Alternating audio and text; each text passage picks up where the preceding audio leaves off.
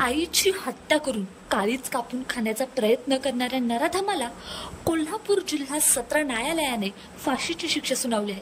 सुनील कुचकोरवी असं नराधम मुलाचं नाव आहे. ऑगस्ट 2017 साली कोल्हापूर शहरातील माकडवाला वसाहतीत ही अंगाचा थरकाप उडवणारी घटना घडली. नेमकं हे संपूर्ण प्रकरण काय, चला जाणून घेऊया. तर आईने दारू प्यायला पैसे दिले नाही म्हणून सुनील याने घरामध्ये आईची निर्गुण हत्या केली.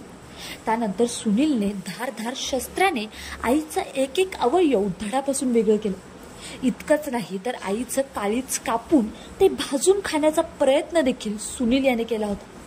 पोलिसांनी दिलेल्या माहितीनुसार सुनील रात्रभर आईच्या मृतदेहाचे तुकडे करत होता. कोल्हापुरातील शाहूपुरी पोलीस ठाण्यामध्ये या संदर्भात गुन्हा दाखल झाला होता. या खटल्याची सुनावणी कोल्हापूर जिल्हा सत्र न्यायालयात सुरू होती. 6 जुलै रोजी जिल्हा सत्र न्यायालयाचे न्यायाधीश महेश जाधव यांच्यासमोर या खटल्याची सुनावणी पूर्ण झाली. पण सत्र न्यायाधीश जाधव यांनी ही दुर्मिळातली दुर्मिळ स्वरूपाची घटना असल्याचं नमूद करत आरोपी सुनील याला फाशीची शिक्षा तसंच 25,000 रुपये दंडाची शिक्षा सुनावली.